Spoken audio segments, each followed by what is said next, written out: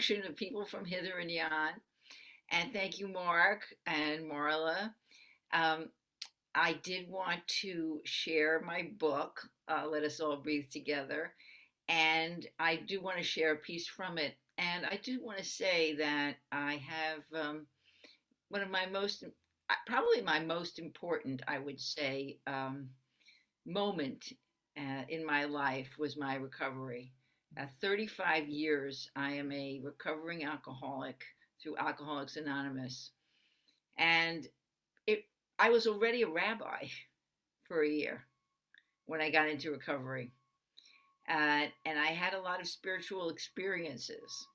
But in terms of really my life beginning, I would say that was a beginning point. So I'm very happy to make that integration. And then I was introduced to meditation and mindfulness and putting the Jewish together with the this and the that. Back in those days, 35 years ago, there was nothing, it was very few sources that integrated or acknowledged Jews and recovery. So I want to share a little piece that I wrote in the book that I thought was appropriate for this time of year. It's not specifically about recovery, but I think it really relates, and then we'll sit in practice.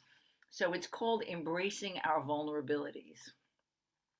The word teshuva does not appear in the Bible, but the root shav appears scores of times. There's a common biblical phrase that I love, vishav b'shalom, return in peace. It's found in the story of Jacob when he is running away from his brother Esau after his famous dream in which angels are ascending and descending a ladder between heaven and earth. And toward the end of the story, Jacob takes the rock that was his pillow under his head and sets it up for a pillar. And he pours oil on it and vows to God that if God protects him on his journey so that he returns in peace, Vishavti Bishalom El Beit, then Am I on mute? What? Oops.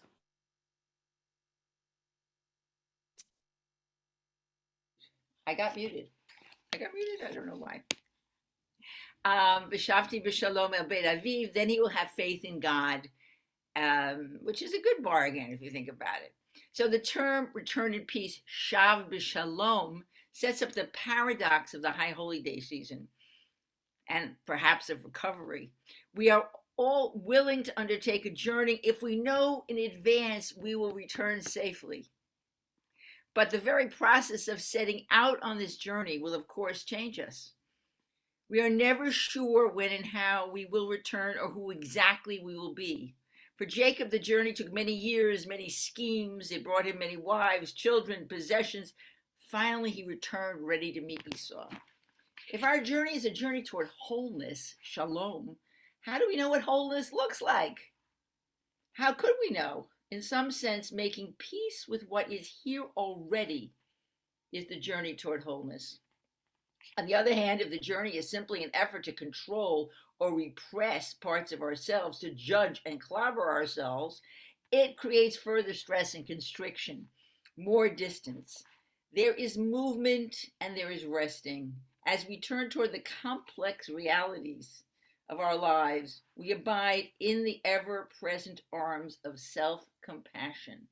Shav b'shalom, journey toward wholeness. Movement and stillness kiss. And I go on in here. I won't read everything. I talk a little bit about other places in Torah and in Tanakh where the return happens. The return. This is the season of return. It's the work of the body. It's the work of me turning around, but it's also the work of the mind, and it's also the work of the heart. So, time to embrace our vulnerabilities. It reminds me of a Native American ritual. You may have heard this. It's called the Eater of Impurities. I just love this, and I think it works so well with program and recovery. On a holy day, like a solstice, the shaman would sit with each member of the tribe individually and suggest something like this. Bring into your mind some thought, some feeling that you have that you wish no one else to know. Some idea or fantasy, something you feel is aberrant or abhorrent, that you feel you must suppress, or hide away. Often that person was so frightened that she would hardly be able to allow that thought to arise in her mind for fear that it might somehow leak out of her skin and be heard, that someone would overhear the frightful content of her mind. I can relate to that. But the shaman encouraged the individual to see how frightened she was of exposing herself, of being vulnerable, of approaching wholeness. And he would say after some time, now, give me that thought. And that thought or image would be brought out and shared with them, and the darkness in which it was held would be dispelled in the light of the trust and compassion of the moment. And each person, one by one, saw how little there was to protect, how much room the heart has for all the mind's meanderings. As one teacher put it, the mind creates the abyss, the heart crosses it. This is the potential of tshuva, and I think it is the potential of recovery, and it's the potential of all our practices, truly, truly. So I want us to simply either sit in your own practice, whatever that is, remembering, big time of remembering what your intention is. Or I'm going to offer a phrase that I particularly love and that I want to just invite you to perhaps say to yourself. And the phrase goes like this: may I live with an open heart. May everything that blocks my heart dissolve. May I live with an open heart. May everything that blocks my heart dissolve. Giving it over to the shaman, to the group, to the expanded universe, to love. So however you wish, we'll sit together now in silence, embracing our vulnerabilities. May I live with an open heart. May everything that blocks my heart dissolve.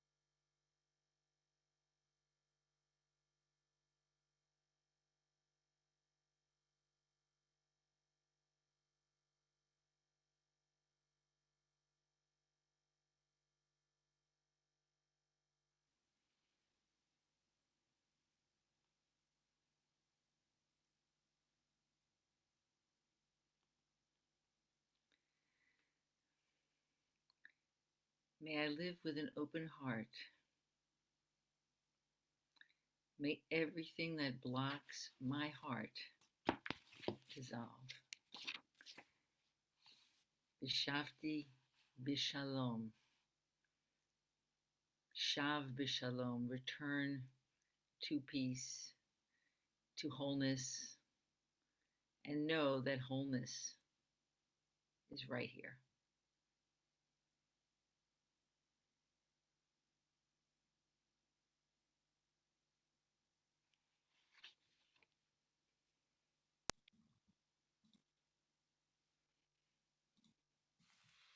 Thank you so much, Sheila. Friends, we can stay with the practice and seal it as we've been doing throughout the month of Elul by concluding with an opportunity for each of us to hear the sound of the shofar, which, as we learned from John Silver last week, is really about attuning ourselves to that sound. So I want to invite you to stay where you are and just receive the sound of the shofar, which I'll blow. And then, as we do each day, we invite those of you who are in mourning or observing a yard site, or if it's your custom to join in kaddish, to do so and put the name or names of those you're honoring today in the chat box. And for everyone else who's not reciting kaddish, to stay present and offer your kind and compassionate and tender support for those who are in mourning or observing yard sites today. But first, the shofar.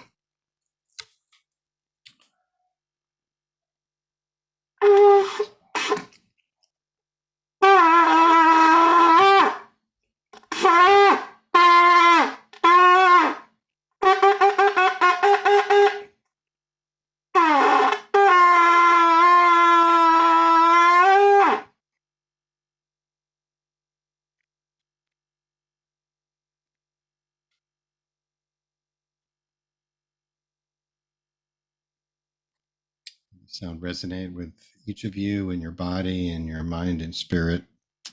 And as I mentioned, we invite those who are in mourning or observing yard site to join me in reciting the words. Thanks to Firkins Reed, who's holding our text space beautifully today, who will share the words of the kaddish on the screen. And if you're reciting kaddish, I invite you to join me by rising in body or in spirit to share the words together.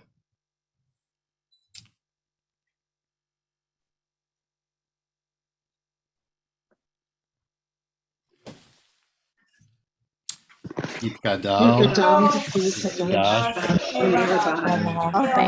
Amad Livrach, Idiot, Te, Chayefon, Yamechon, Uchaye, Kaye Default, Israel, El, Imaru, Amen.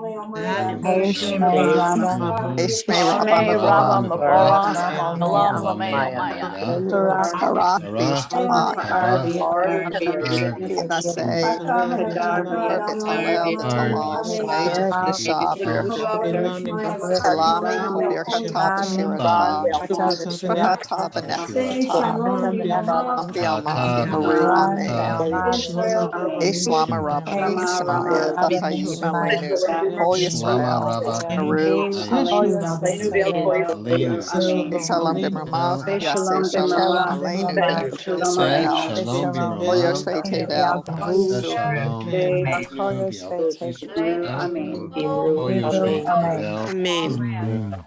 Amen. Amen. Yaseh Shalom, Be'al Kol Yisrael, Be'imru Omen. Amen. Friends, thanks so much for joining us today. A lot of gratitude to spread around. I want to thank Marla Kaufman, the director of the Jewish Addiction Awareness Network, for partnering with us to offer this, which is, as I mentioned, part of a series of quarterly meditations integrating recovery themes with Jewish mindfulness meditation principles. And I want to thank Firkins Reed, who's sitting in today for Kat Esposito, who's holding our tech space today. Thank you so much, Firkins. And of course, thanks to our teacher for today, Rabbi Sheila Peltz Weinberg, teaching beautifully from Sheila's new book. And I lost the link. Firkins, if you have the link to the book, if you would put it in the chat, that would be great. Otherwise, I will get it quickly. Or Sheila, if you happen to have it quickly, if you put it in, I'll put it in. Hold on. Let's get it. All breathe together. You can just Google it. Here it is. No. If you Google it, it'll probably send you to It sends you to any place you want. okay, but here it is. All right. If you would like to buy it through an independent bookseller, you can buy it through bookshop.org. And I can attest this is, Sheila and I mean, Sheila, this is the latest in a series of beautiful books by Sheila, which weave together memoir, poetry, prose, and a lot of this is informed by our experience with the pandemic. And very honored to have been asked to contribute a blurb, which was not a stretch for Sheila's book, which is really just as the previous books are, just so beautiful, so accessible. Really want to encourage people to check out Sheila's new book. Friends, if you're leaving us now, I want to wish you a sweet Shabbat. We hope to see you on Monday. We're going to have a full lineup of teachers for next week. We'll meet every day. Also, for those who don't know, the following week, we will be led all week long by our dear friend and colleague, Rabbi Miriam Klotz, who will be focusing on the theme of sacred listening, in keeping with our mitzvah of listening to the sound of the shofar. Miriam will be our teacher Monday through Friday, not next week, but the following week. So something to look forward to. You don't have to be here for every session. It's fine if you attend one or more, but great if you can be here for all of them. For those who are able and are interested in staying on for conversation with our teacher for today, Rabbi Sheila Peltz Weinberg, please stay on. And if you have a question you'd like to put to Sheila, please put it in the chat. We'll keep an eye out for that. And also, but just feel free to share any reflections you have on the practice today or anything else you'd like to share to connect with the group. Thank you, Sheila. Thank you, Mark. Thank you so much. That was great. Everybody, Shana Tova. Shana Tova to you and to everyone. So that was just like the perfect, I thought, the perfect theme for today, among other reasons, besides the fact that it's just, it's evergreen, but also appropriate for Elul. This week's Torah portion, Ki Tetzei, ends with the story of Amalek, and Moses says, like, what's so bad about Amalek? Amalek picks on the is basically a bully who picks on the most vulnerable part of the people. And of course, you got this tradition that says, there's an Amalek in here too, right? That picks on, I think you described it as our vulnerabilities. What was the word you used? Was it vulnerability? Yeah, vulnerabilities, right? It's like right on cue. This is this week's Torah portion. And Moses basically says, remember that remember you've got that, all right? But also that kind of paradoxical, when you get settled, when you settle yourself, wipe out that memory or deal with it in some way. And so I want to just like revisit your teaching, right? About like, it's just like a great acknowledgement. And you said, as you were reading that passage, I really relate to this, right? We all can relate to that kind of that part of ourselves that is like, picking on ourselves, right? Anyway, I want to invite you just to, to elaborate a little bit on that, like welcoming in the parts of ourselves that we don't even really want to think about. You really, as you said, it's like almost unbearable to call them to mind. Well, that's why we need each other. It's very hard to do that on your own. That's why I like the story, because the shaman says, turn them over to me. Take a big word and then turn. And that's the value of in certain program or joining in community. That's why community is so essential to whatever spiritual practice we're doing. And that's why spiritual direction, if Miriam was teaching about sacred listening, spiritual direction, when you're with someone else who can give you that sense of peace, of safety, of create this safety. Because if it's just your own head spinning it around, it's very, very hard to do that. It's very, very, very hard to do that. The head just keeps going. It's the settling in, and it's being, having the safety and being held. It's like a child who cries, and then you just hold the child. You don't say stop crying. I mean, you may do that, but it's not really helpful. They may have done that to you, but it didn't really help. Right. Right. You want to just say, "Oh, sweetheart," it's the old Sylvia thing, "Sweetheart, you're hurting." Well, this is really, I mean, I think, Sheila, what's great about this is that it's a great illustration of an intersection between the principles of practice, of Jewish mindfulness practice, and recovery principles, as you're pointing out, because um, it's really about having an experience of being in a context in which one feels safe to reveal one's full self, right?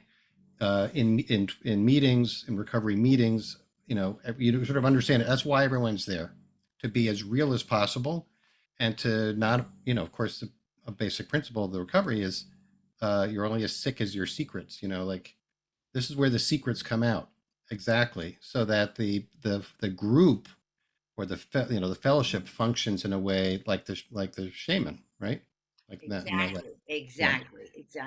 exactly. Mhm. That's what I was thinking. Exactly. Because there's so much shame. I mean, it's about shame, Right. just to tell anybody what's going on inside of you. It's just,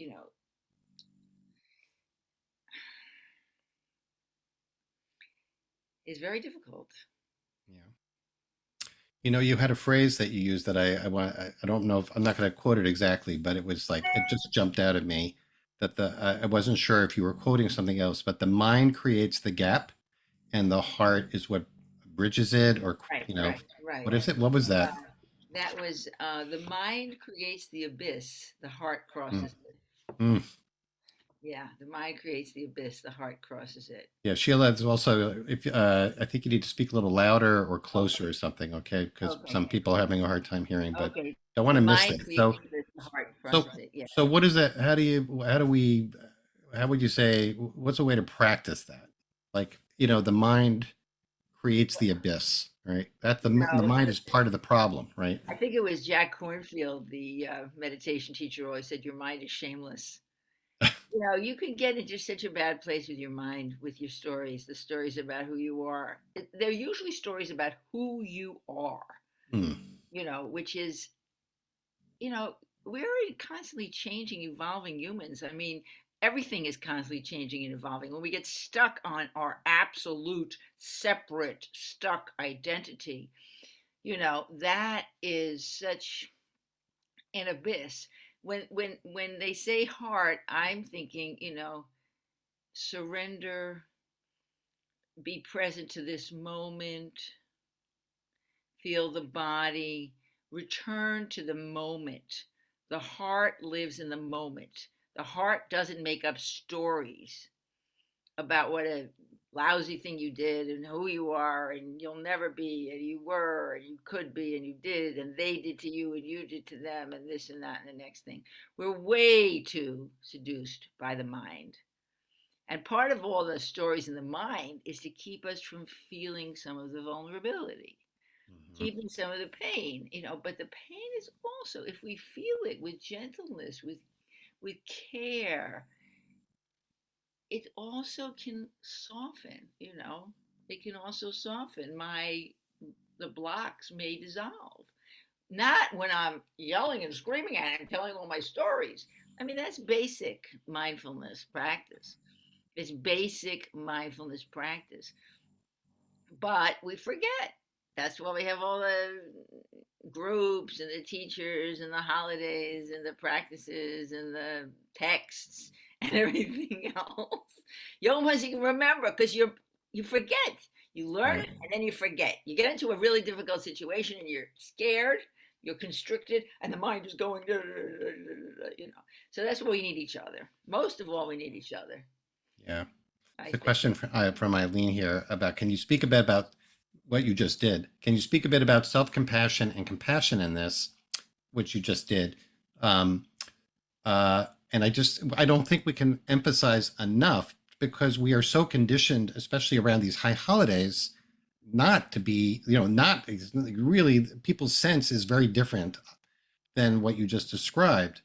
But actually, I was just looking at some teaching from our mutual friend, Rabbi Toba Spitzer, who points out this passage in the Talmud which contrasts tshuva, return from yirah, from fear or awe, versus return from love, and that return from fear transforms intentional, missteps into accidental, but returning from love and from compassion actually turns it into a positive thing, turns it into a merit, actually.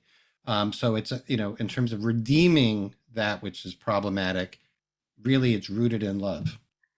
Well, the whole High Holidays is God moves from the throne of judgment to the throne of mercy. The whole thing is to move towards mercy, towards chesed, towards rachamim, towards love, chemla, whatever you want to call it. Mm-hmm. I was thinking about, at IJS, the core groups, Mm-hmm. the times when people get to talk to each other. We have I think still very concrete rules about creating safety. The whole idea of all those retreats is to create safety.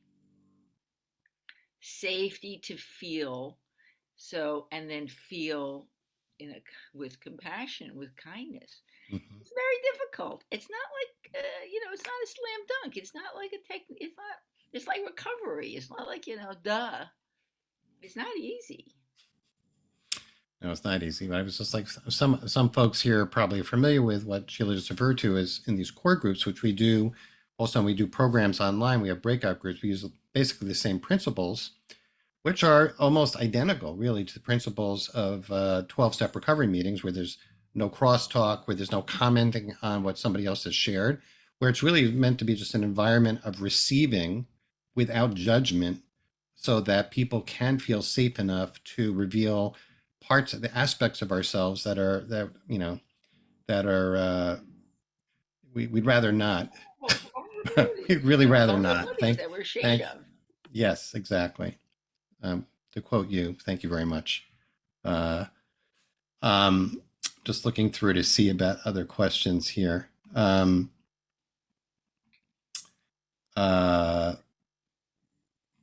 Mostly really nice comments, and also thanks to those of you who are in recovery, who are sharing your experience and also your strength and your hope. Also want to give a shout out to Rabbi Ilan Glazer, who I'm not sure if he's still here, but operates a Facebook group called Our Jewish Recovery, which runs a lot of wonderful Jewishly framed recovery programs for folks, and he's been a friend of this series as well. So, okay. There's a question just to wrap up here. Are we concerned at all about othering Amalek, other people in the Middle East or elsewhere? And so, yes, I just want to point out, I raised that Amalek because traditionally Amalek has been used as a concept to demonize and otherize those identified as enemies, right? But this is that beautiful Hasidic teaching, which is to treat it as an aspect that lives within each of us, and that we might tend to project more often onto others, right? Because as Sheila just said, I would never, I don't have anything like that in me. So it's thanks for raising that. Anyway, Sheila, it's always a gift. Thank you so much. And Marla, I want to thank you also for this really incredible partnership. It's very, very moving. Thank each of you for being here. Want to wish everyone a sweet, restorative Shabbat. I'll be halfway through Elul when we're back together. Today's the 13th of Elul, so everyone should start gathering your honey to sweeten some of that sourness and the parts of ourselves that we'd rather not have others not see. So wish Shabbat Shalom to everyone. Thanks so much to Firkins for holding our space, and also thanks to Marilyn for sponsoring our practice today in memory of your Uncle Paul. So wishing everyone Shabbat Shalom. Be well, everyone. Shabbat Shalom. Thank you.